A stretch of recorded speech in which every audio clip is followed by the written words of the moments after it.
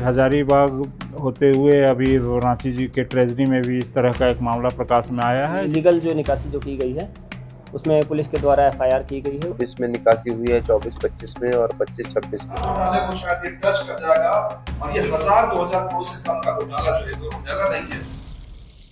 अप्रैल 2026 झारखंड के finance department में एक रूटीन डाटा एनालिसिस चल रहा था। सब कुछ सामान्य दिख रहा था जैसा हर दिन होता है, लेकिन इसी दौरान कुछ बैंक ट्रांजैक्शन ने अधिकारियों का ध्यान खींचा। ये ट्रांजैक्शन सामान्य पैटर्न से अलग थे, ऐसे संकेत दे रहे थे कहीं ना कहीं कुछ गड़बड़ है। यहीं से शुरू होती है उस घोटाले की कहानी जो चुपचाप बिना किसी शोर शराबे के सालों से सिस्टम के अंदर पनप रहा था और किसी को भनक तक नहीं लग रही थी। नमस्कार, जोहार, मैं अभिषेक आनंद और आज हम बात करेंगे झारखंड के सबसे बड़े ट्रेजरी घोटाले की।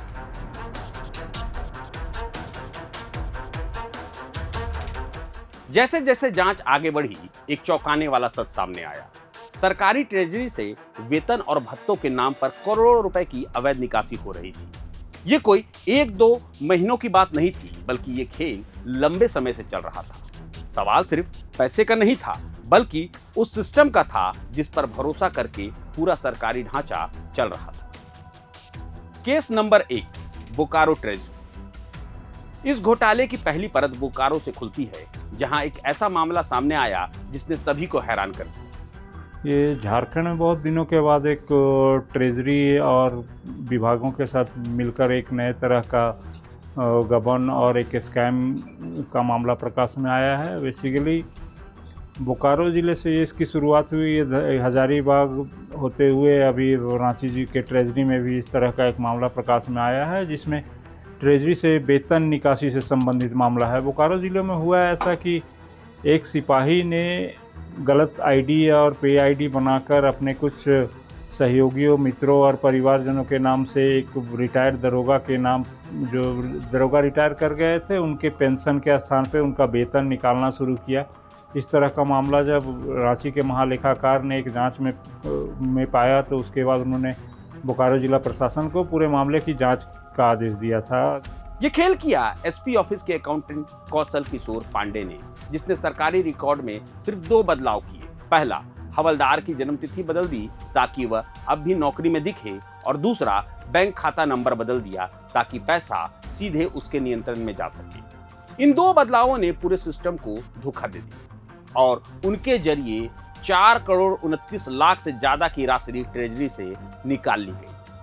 ये सब इतनी सफाई से किया गया कि किसी को भी भनक तक नहीं लगी। निकाला गया पैसा पहले कौशल किशोर के खाते में आता था और फिर वहां से उनकी पत्नी अनु पांडे के खाते में ट्रांसफर कर दिया जाता था। जांच के दौरान दोनों खातों में करीब 67 लाख की राशि बरामद हुई और आखिरकार आरोपी को गिरफ्तार कर जेल भेज दिया गया। वो जो मेरे पास इनपुट था, जो अकाउंट डिपार्टमेंट में पदाधिकारी थे, उनसे जब मैंने पूछताछ की थी और उनसे जो रिकॉर्ड मांगा था, उन्होंने मुझे ऑडिट की एक रिपोर्ट दिखाई थी और कि उसमें कोई इस तरह की बिंदु नहीं थी। उन्होंने चालाकी ये की कि जब मैंने बोला कि उपेंद्र सिंह, तो उन्होंने बोला वो तो बहुत पहले रिटायर हो चुके हैं, अभी उपेंद्र नाम के 2-3 व्यक्ति हैं और उनकी स्टेटमेंट उन्होंने मुझे दिखाई। उनका कहना था कि सिस्टम में ऐसा व्यक्ति नहीं मिल रहा है।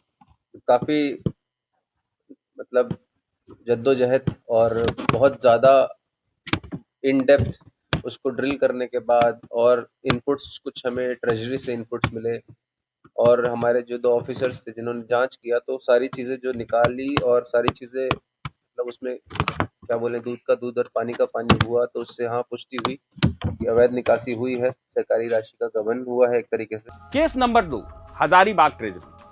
अगर बोकारो का मामला चौंकाने वाला था, तो हजारीबाग का घोटाला उससे भी बड़ा और ज्यादा खतरनाक निकला। यहाँ खेल 1-2 साल नहीं, बल्कि पूरे 8 सालों तक चलता रहा। सबसे हैरान करने वाली बात यह थी कि इस घोटाले में शामिल लोग कोई बाहरी नहीं, बल्कि खुद पुलिस की अकाउंट्स ब्रांच में तैनात कर्मचारी थे। इस मामले में 3 सिपाही शंभू कुमार, रजनीश कुमार सिंह उर्फ पंकज और धीरेन्द्र सिंह मुख्य आरोपी बने और बाद में उनकी पत्नी भी गिरफ्तार की गई। हजारीबाग के जो मुख्य आरोपी थे शंभू, एक सिपाही थे और उनके अकाउंट की जांच हुई तो पता चला कि वो जो मूल निवासी वो गया के रहने वाले थे। गया में कई खातों में उन्होंने पैसा ट्रांसफ़र कर लिया था। इसके अतिरिक्त मुंबई के कुछ खातों में भी ट्रांसफ़र कर लिया था। उसके बारे में कहा जाता है कि सिपाही आते हुए भी उसने कुछ संपत्ति जमा की है। राजधानी के सहित कई जगहों पर उसने ज़मीन खरीदा है। अपने गया स्थित पैतृक घर पे एक आलीशान घर बनाया है। यहाँ भी सरकारी ज़मीन पे हजारीबाग में एक घर बनाने की उसकी सूचना है। और मुनिंद्र जो यहाँ रांची में जो अभी पकड़ाया है, वो भी इस पे पहले भी कुछ गड़बड़ करने का आरोप लगता रहा है। अभी ये दो स्थान जगह कार्यालय के प्रभार में था। जीएम होटवार का कार्यालय है पशुपालन विभाग का वहाँ, और अभी कांके स्थित पशु स्वास्थ्य उत्पादन संस्थान में भी वो अकाउंटेंट का काम देख रहा था। इस तरह कुल 5 लोगों को गिरफ्तार किया गया। इन लोगों ने सिस्टम का फायदा उठाते हुए फर्जी टेम्पररी पे आईडीज तैयार किए जो किसी असली कर्मचारी से जुड़े ही नहीं थे। इन आईडीज के जरिए टीए, डीए, एरियर और अन्य भत्तों के नाम पर फर्जी बिल बनाए गए और रकम 21 अलग अलग संदिग्ध बैंकों में ट्रांसफर कर दिए गए। शुरुआत में जब जांच शुरू हुई तो करीब 15 करोड़ 41 लाख की गड़बड़ी सामने आई, लेकिन जैसे जैसे जांच आगे बढ़ी और गिरफ्तारियां हुई, ये रकम बढ़कर 28 करोड़ तक पहुंच गई। एक आरोपी के पास 1.5 करोड़ रुपए की फिक्स डिपॉजिट, 14 बैंक खाते और 9 प्लॉट की जानकारी भी सामने आई। प्रशासन ने 15 अप्रैल 2026 तक सभी आरोपियों से उनकी संपत्ति का पूरा हिसाब मांगा है और अगर जवाब नहीं मिला तो संपत्ति जब्त करने की कार्रवाई शुरू की जाएगी। केस नंबर 3, रांची और अन्य जिले। इस घोटाले की आंच सिर्फ बोकारो और हजारीबाग तक सीमित नहीं रही। रांची में भी पशुपालन विभाग की ट्रेजरी से करीब 3.5 करोड़ रुपए की अवैध निकासी की खबर सामने आई। हालांकि शुरुआती जांच में रांची के मुख्य ट्रेजरी में सब कुछ सामान्य पाया गया, लेकिन शक अब भी बना हुआ है। इसके अलावा पलामू जिले से भी ट्रेजरी घोटाले की आशंका वाली रिपोर्ट्स सामने आई। इसी तरह के इस मामले के प्रकाश में आने के बाद वित्त मंत्रालय, झारखंड सरकार के मंत्री राधाकृष्ण किशोर ने पूरे राज्य के कोषागार में एक विशेष जांच का आदेश किया। उसके बाद रांची कोषागार में जांच के क्रम में पाया गया कि पशुपालन विभाग के एक ऑफिस पशु स्वास्थ्य एवं उत्पादन संस्थान जो कांके में पड़ता है, वहाँ भी एक अकाउंटेंट ने अपने वेतन मद में जो उनका तय वेतन था उससे करोड़ों रुपया ज़्यादा उठा लिया। इसके बाद मुनिंद्र कुमार नाम के जो अकाउंटेंट थे उनको कल गिरफ्तार कर लिया गया है। कल मतलब मंगलवार की देर रात तो उनको गिरफ्तार किया गया है और उनसे पूछताछ चल रही है। ये मामला अभी और आगे जाएगा। इधर विभाग और मंत्रालय और सीएम ने भी पूरे मामले की राज्य स्तर पर जांच करने का आदेश दिया है और इसमें अलग अलग पार्ट में इसको जांच करना है। निकासी का जो कंप्लेंट, कुछ अमाउंट की निकासी की, इलीगल जो निकासी जो की गई है, उसमें पुलिस के द्वारा एफआईआर की गई है। उसमें जो पशुपालन विभाग में एक कार्यरत एक अकाउंटेंट है, उनको जितने भी रेलिवेंट डॉक्यूमेंट्री एविडेंस मिले हैं अवैध निकासी के और जो अकाउंट्स में जो मैनिपुलेट करके जो अवैध निकासी की गई है, उसमें एफआईआर करके उनको आज अरेस्ट करके और जेल भेजा जा रहा है। उन्होंने अपनी जो इसमें संलिप्तता है उसको स्वीकारा भी है और उसके बाद विभिन्न जितने भी डॉक्यूमेंट्री एविडेंस या टेक्निकल एविडेंस हमारे पास आते हैं, साथ ही साथ जो भी और लोगों की अगर वो संलिप्तता उसमें कुछ आती है तो उसमें पुलिस के द्वारा नेसेसरी कार्रवाई की जा रही है। और इसके अलावा एक और एक्यूज्ड उसमें वंचित है जिसकी गिरफ्तारी के लिए टीम्स के द्वारा रेड की जा रही है। अब राजनीतिक दावे भी इस मामले को और बड़ा बना दे रहे हैं। बीजेपी का कहना है कि सिर्फ 2 जिलों में ही करीब 33 करोड़ का घोटाला कंफर्म हो चुका है और अगर पूरे राज्य की गहराई से जांच की जाए तो ये आंकड़ा 50 करोड़ से भी ज्यादा जा सकता है। यानी यह मामला अभी जितना दिख रहा है उससे कहीं ज्यादा बड़ा हो सकता है। मैंने कहा कि इसके पहले पीएचडी डिपार्टमेंट से 23 करोड़ रुपए जब निकाले गए तो बलि का बकरा बनाया गया था संतोष कुमार कैशियर को, लेकिन बाद में संतोष कुमार ने ईडी के अधिकारी के ऊपर एफआईआर किया और पूरी रांची पुलिस ईडी कार्यालय घेरने चली गई और हाईकोर्ट ने कहा कि नहीं, ईडी कार्यालय की सुरक्षा सेंट्रल एजेंसीज करेगी। तो इससे मालूम चलता है कि बड़े बड़े फिश वहां पर भी थे। यहाँ पर भी देखिए टेक्निकली संभव नहीं है कि एक छोटा सा कांस्टेबल लेवल का आदमी 25 महीनों से पैसे पे पैसे अकाउंट से निकाल रहा है और आपको यह पता नहीं कि आपके जिले में एक कांस्टेबल के नाम पर 3 साल से पैसे निकाले जा रहे हैं। यह प्रैक्टिकली संभव नहीं है जब तक बड़े पुलिस पदाधिकारी का उसको संरक्षण नहीं है। अब बात करते हैं सिस्टम की सबसे बड़ी विफलता की। सबसे बड़ा घोटाला यही है कि आखिर इतना बड़ा घोटाला सिस्टम की नजरों से बचा कैसे। एक सामान्य ट्रेजरी प्रक्रिया में कई स्तर की जांच होती है, डीडीओ की मंजूरी, ट्रेजरी ऑफिसर की पुष्टि और बैंकिंग ट्रेल की निगरानी। इसके बावजूद यह घोटाला सालों तक बिना किसी रुकावट के चलता रहा। फाइनेंस डिपार्टमेंट के प्रधान सचिव ने भी माना कि सिस्टम में तकनीकी कमियां थी, यानी सिस्टम तो मौजूद था लेकिन उसमें रियल टाइम अलर्ट की सुविधा नहीं थी।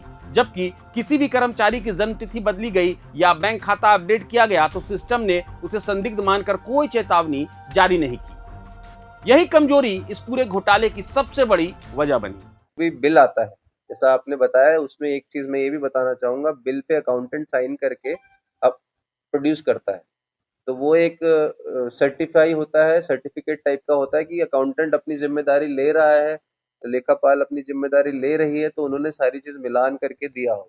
लास्ट पेज पे डीडीओ का साइन करा लिया जाता है, जो बिकॉज सबको सैलरी भी टाइम से पहुंचानी है। तो ये सारी चीजें कहीं ना कहीं कुछ ना कुछ लूप होल है सिस्टम में, जो कि मुझे लगता है उसको और ज्यादा फूल प्रूफ बनाने की जरूरत है। इसको अब सरकार इस मामले में एक्शन मोड में आ चुकी है।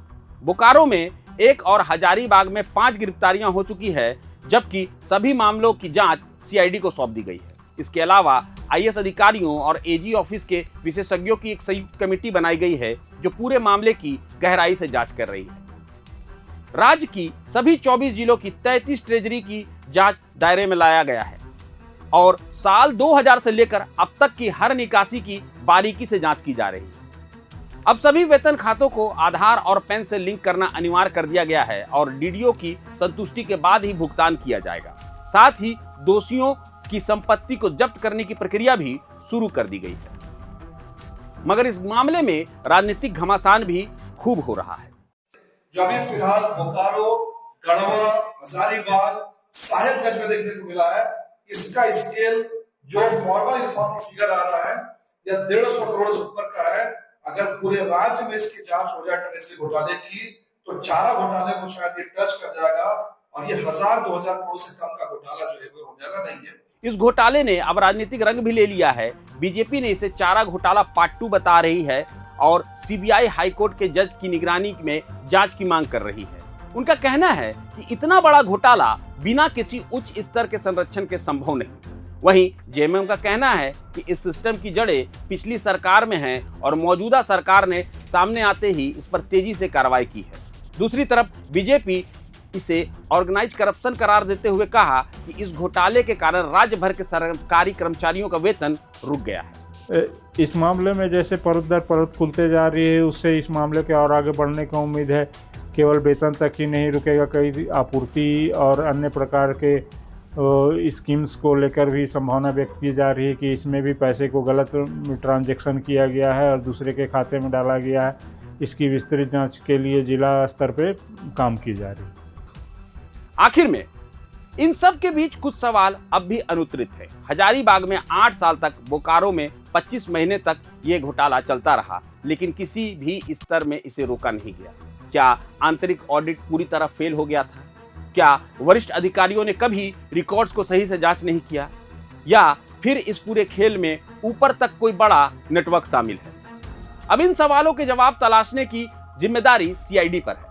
15 अप्रैल 2026 की संपत्ति की जांच की डेडलाइन आ चुकी है और आने वाले दिनों में इस मामले में और भी बड़े खुलासे हो सकते हैं। यह सिर्फ एक घोटाला नहीं, बल्कि पूरे सिस्टम की विश्वसनीयता की सबसे बड़ी परीक्षा है।